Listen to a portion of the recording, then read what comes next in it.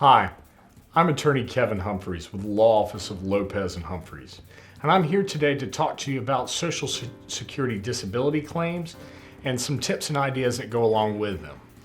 First off, almost 80% of all initial claims are denied. So you're going to have a higher success rate if you have your exhibits and evidence in order prior to applying for benefits. Some other tactics that we can utilize to get your claim granted earlier are things such as on-the-record requests. But to have a better understanding of Social Security disability claims in general, let's first talk about the burdens of proof and how they lay out with the age of different claimants. For all claimants under the age of 50, we have to prove that they can do no work. That means work even entitled less than light duty work, which is labeled as sedentary. Sedentary work is defined as a claimant being able to sit 6 hours out of an 8-hour day or stand and walk the other 2.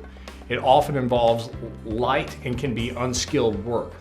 A good example of unskilled sedentary work would be a parking garage attendant, where you're just sitting in an air-conditioned booth taking tickets all day.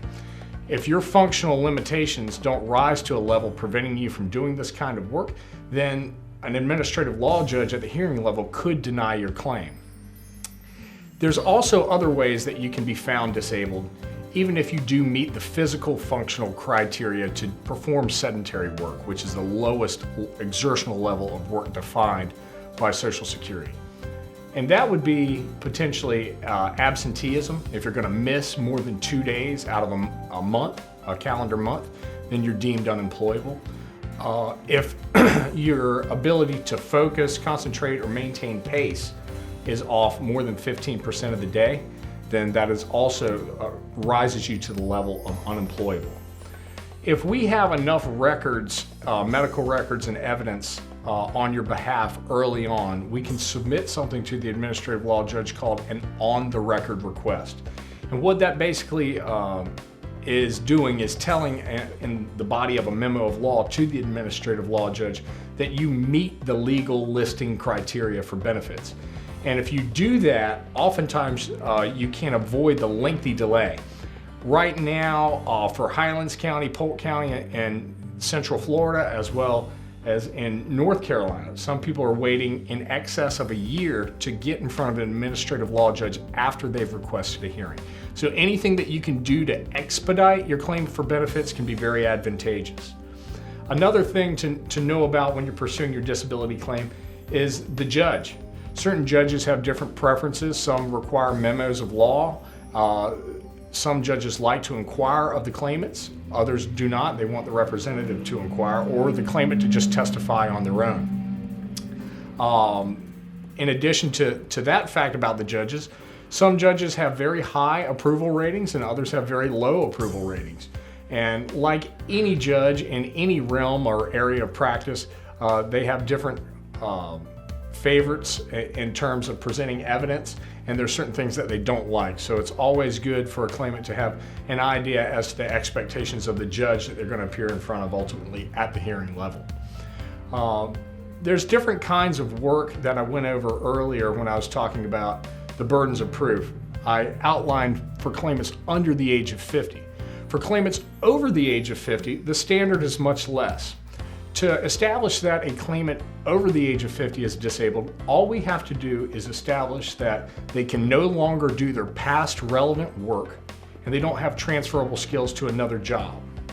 Past relevant work is defined as what the claimant has done for the last 15 years prior to submitting the application for benefits. There's also an indicia of credibility on all claimants' testimony if they have an excellent work history. So for claimants over the age of 50 years old with excellent work histories, they have an indicia of credibility in their testimony, in addition to not having to prove that they can do all work. All we have to do is prove that they can no longer do what they used to do, whether that be a truck driver or a pilot. Knowing your rights is very important when you pursue a claim, and it can make the difference in you and your family getting the benefits that you deserve. Other exhibits can help you, such as medical source statements and residual functional capacity forms. A residual functional capacity form is a form that we can submit to a medical doctor or your treating physician that outlines what your functional limitations are. Oftentimes, medical records are very daft at articulating what a diagnosis is. They're even good at saying what a prognosis is for future medical treatment, and they even will articulate symptoms. But what they don't articulate and what they don't lay out for administrative law judges is how those symptoms affect one's ability to function. A medical source statement or residual functional capacity form is a small 4 or 5 page form, can take your medical doctor or treating physician just minutes to fill out, and it will outline how long you can stand at one time, how long you can sit at one time, what your postural limitations are, what your exertional limitations are. And these can prove to be very useful exhibits on your behalf in the claim process.